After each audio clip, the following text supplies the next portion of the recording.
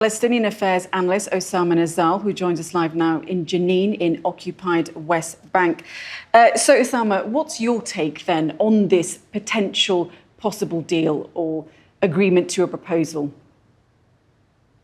Yeah, all that the Palestinians are looking for today is stopping the Israeli genocide against Palestinians in the Gaza Strip and to stop watching the scenes of the Palestinian children bodies being torn into pieces and the Palestinian women are buried under the rubble of their houses.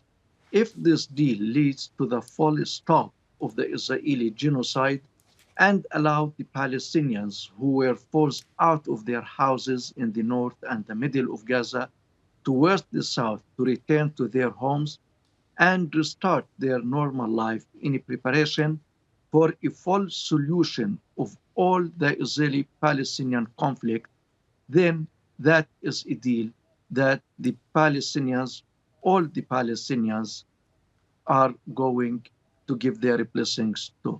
But if this deal is a temporary deal and won't guarantee a permanent ceasefire and an end to the Israeli genocide, I think that we are talking about an end of a chapter of the Israeli-Palestinian conflict in preparation for another chapter, the repercussions of which no one would speculate now.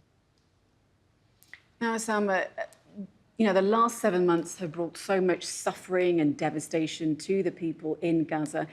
Is there a sense of something that potentially now that they can get back a sense of their lives, especially for those who will try to move back to the north of Gaza, even though they're going back to an area where we've seen a considerable operation by Israeli forces, resources and infrastructure have been completely destroyed there.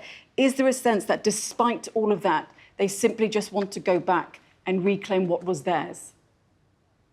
You know, the Palestinian people are known for their strong will to life and for their resilience and their ability to rebuild what the Israeli occupation always demolishes. And we have in-depth experience with that when Israel in 2000 occupied almost all of the Palestinian territory and destroyed the lives of the Palestinians, and the Palestinians again resumed their life and rebuilt their institutions and facilities. If this deal leads to a full stop of the war, to an end to the Israeli genocide, the Palestinians are allowed to return to their neighborhoods that are fully demolished and destroyed and get the international support to rebuild their neighborhoods and their towns and villages and camps. Of course, the Palestinians will be able to do that. But until now, we don't know of the Israeli response. The American administration statement by the communications officer of the White House was not clear, as they are still waiting for the characterization of the deal that Hamas movement agreed to. So things are still blurred, not clear. We can't talk about actual ceasefire now until we get the response from the Israeli occupation government, and at the same time how the American administration and the mediators are going to respond to the Israeli prime minister in case he rejects this deal and continues his invasion into Rafah. Especially today, Israel killed more than 52 Palestinians and injured dozens others in Rafah city after its order of the people in the eastern part of Rafah to evacuate. Well, just to your point, the White House in those press briefings, they were very clear that they don't want to speak on behalf of Israel. But coming to, what potentially could come from this reprieve, the wording, we understand that Israel is, of course, looking carefully at this proposal, that the wording is very important, that they want to get it right, that potentially what they're looking to include in that proposal is the words sustainable calm, which doesn't perhaps suggest a permanent ceasefire. But should a limited ceasefire come into place, What sort of reprieve do you think will it give to those people living in Gaza, living in Rafah, who have suffered greatly? Yeah, of course, the people in Gaza have been suffering for 7 months, everyday murder and everyday killing of their children and of the people in general. The people in Gaza lost almost all of their houses and all of their institutions and facilities.